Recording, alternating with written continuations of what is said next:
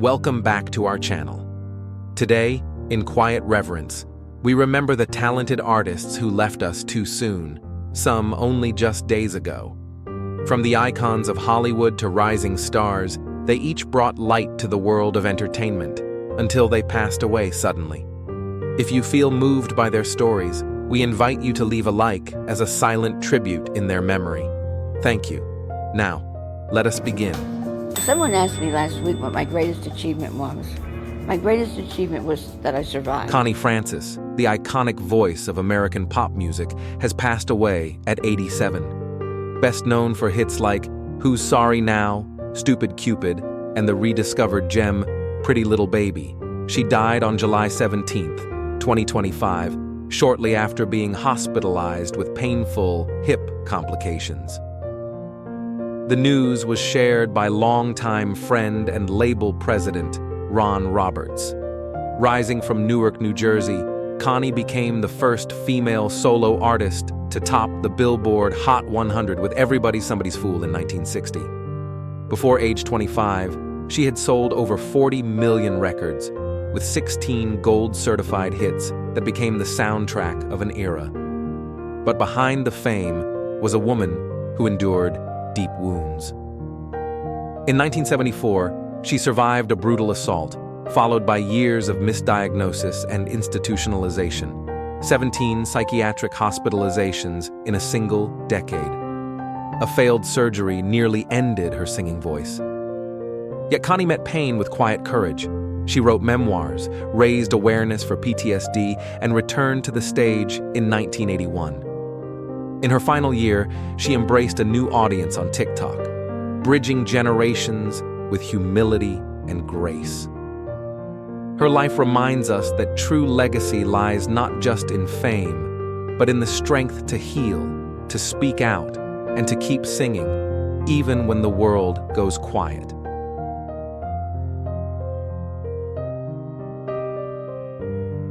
Jimmy Swaggart, the iconic televangelist and gospel singer, best known for his worldwide ministry and heartfelt sermons, has passed away at 90.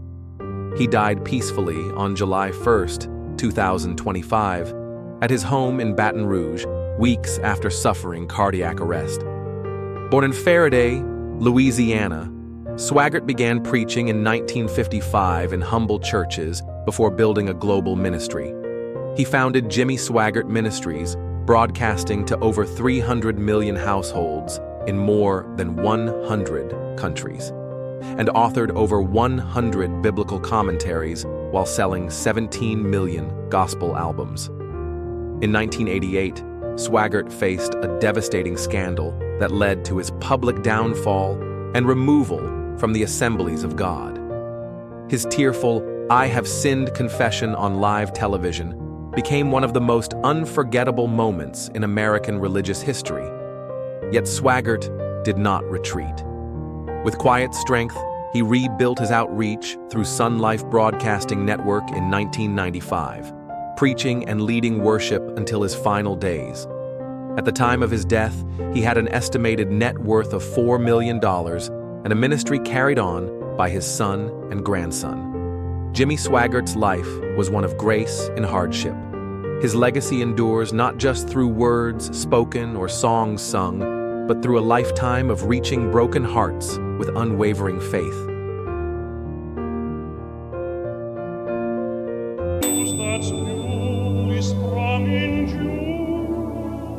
Stuart Burrows, the beloved Welsh lyric tenor best known for his Mozart roles and the BBC series Stuart Burrows Sings, has died at 92.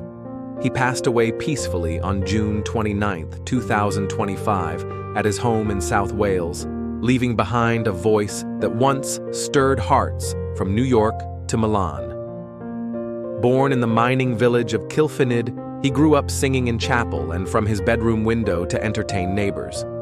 A woodwork teacher and local rugby player, he chose music over sport and began his professional career in his 30s. A rare, late-blooming ascent shaped by talent and tireless discipline.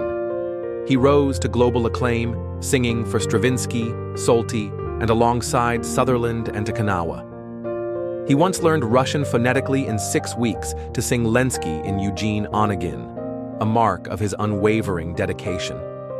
In later years, he found joy in gardening, calling it a quiet therapy after a life on stage. Stuart Burrows' journey reminds us that greatness need not come early, loudly, or easily, only with purpose, grace, and the courage to grow where few expect you to bloom. Playing jazz, you weren't legitimate, you know what I'm saying? Yeah. So we had to really kind of force him to like. Walter Scott Jr., the soulful voice and founding member of the Whispers, best known for timeless R&B hits like And the Beat Goes On and Rock Steady, has died at 81. He passed away peacefully on June 26, 2025, in Northridge, California, just 6 months after a quiet battle with cancer, surrounded by his family. Born in Fort Worth and raised in Los Angeles, Walter co-founded The Whispers with his brother Wallace in the early 60s. After serving in the Vietnam War as a signal operator, he returned to help shape the group's signature sound, earning 8 top 10 R&B albums, with 2 reaching #1. Their smooth harmonies defined an era with songs like Lady and It's a Love Thing. His life was not marked by solo ambition, but by quiet loyalty, devoting over 6 decades to one group, one sound, one purpose. While others chased trends, Walter stayed true to a style that never faded. Even in his final year, he took the stage at the Fool in Love Festival, a testament to his enduring passion. Walter Scott Jr.'s legacy reminds us that harmony, devotion, and staying true to who we are can resonate far beyond the final note.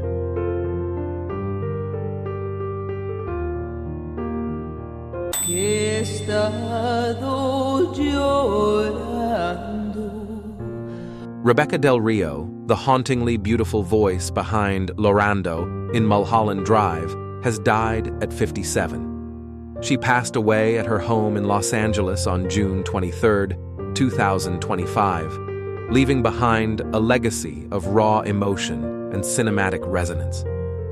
Born in Chula Vista, California, Del Rio found her voice early, rising from local stages in San Diego to international acclaim. Her career took flight when director David Lynch discovered her Spanish rendition of Roy Orbison's Crying, a performance so powerful it became the soul of Mulholland Drive's most unforgettable scene. But behind that voice lay heartbreak.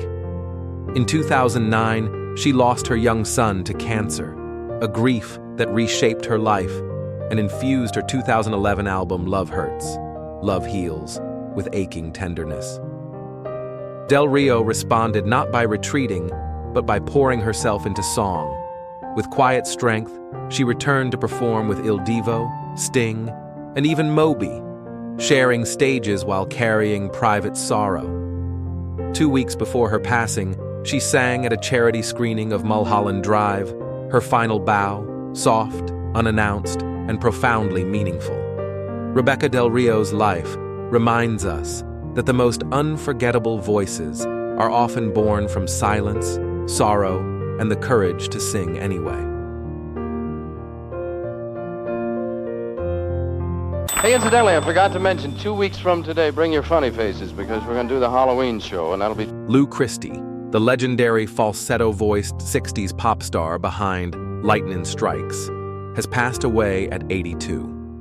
He died at home in Pittsburgh on June 17, 2025, following a brief illness, leaving behind a voice that defined an era. Born Luigi Alfredo Giovanni Sacco in suburban Pittsburgh, Christie found his calling early, writing melodic hits with his mentor Twyla Herbert. He topped the charts with The Gypsy Cried and Two Faces Have I, but truly became a household name on his 23rd birthday when Lightnin' Strikes soared to #1, selling over 1 million copies. Christie pushed boundaries with Rhapsody in the Rain, a bold pop hit that faced radio bans, yet still reached the top 20, a testament to his daring artistry. Drafted into the Army, he paused his career before returning triumphantly with "I'm Gonna Make You Mine." Over 6 decades, he reinvented himself through pop, country, disco, and the oldies circuit, keeping his distinctive falsetto alive. His legacy endures through chart-topping hits, influence on artists like Justin Timberlake, and a catalog that continues to be celebrated. Lou Christie's story teaches us that true artistry is timeless, adaptable, and always performed with heart. At 84 years old, she is the oldest nominee. She was wonderful in Nebraska. Ellen DeGeneres, a journey through joy, controversy, and quiet resilience. Where are they now? There was a time when laughter rolled through American living rooms like a familiar tune, and at the center of it all stood a woman with cropped hair, dancing shoes, and a gentle grin that made millions feel safe. Her name was Ellen DeGeneres, and for many of us, she wasn't just a talk show host. She was a companion, a bridge between joy and truth, a reminder that kindness still had a place on television. Today, we revisit the legacy, the rise, the unraveling, and the quiet redemption of a woman who turned personal grief into national healing. If Ellen once made you laugh, if her resilience ever gave you hope, share your memories in the comments below. This story, in many ways, is also yours. Ellen Lee DeGeneres was born on January 26, 1958, in Metairie, Louisiana, a sleepy suburb where porch swings creaked in the summer, and childhood was punctuated by Catholic rituals and mosquito buzz. Her mother, Betty, a speech therapist, shaped her ear for cadence, while her father, Elliot, an insurance agent with a dry wit, gave her the gift of timing. When her parents divorced in 1971, 13-year-old Ellen followed her mother to a small town in Texas, where she quickly learned that humor could be a lifeline. As a teenager, she waited tables, cleaned dishes, and jotted jokes in spiral notebooks, wondering why sad customers always ordered pie. Those observations would one day make her a star, but back then, they were just lifelines from a girl trying to stitch laughter over loss. Her first major heartbreak came in her early 20s when her girlfriend, a relationship hidden in a time before acceptance, died in a car accident shortly after an argument. Ellen, alone in a sparse apartment, stared at a stained ceiling and bargained with the universe. Out of that grief came Phone Call to God, a stand-up routine asking absurd questions like, why do fleas exist? And is grief refundable? That monologue wasn't just funny, it was healing. It catapulted her onto The Tonight Show with Johnny Carson in 1986, where he famously invited her to sit down, a gesture of approval so rare it signaled her arrival. In 1994, she became the lead of a sitcom called These Friends of Mine, which would later be renamed simply Ellen. The show was charming, funny, and refreshingly grounded, much like its star. But it wasn't until 1997 that Ellen DeGeneres stepped into history. In a groundbreaking episode now known as the Puppy episode, her character, Ellen Morgan, said the words, "I'm gay," through an airport PA system. At the same time, Ellen herself came out on the cover of Time magazine. It was a watershed moment in American television. Legacy, as they say, was born not in comfort, but in courage. But the fallout was swift and brutal. Advertisers pulled out, religious groups protested, ratings dropped, and the show was canceled after its 5th season. Ellen went from icon to outcast almost overnight. The emotional and professional toll was devastating. "I had no work. I lost everything. I had to sell my house," she would later say.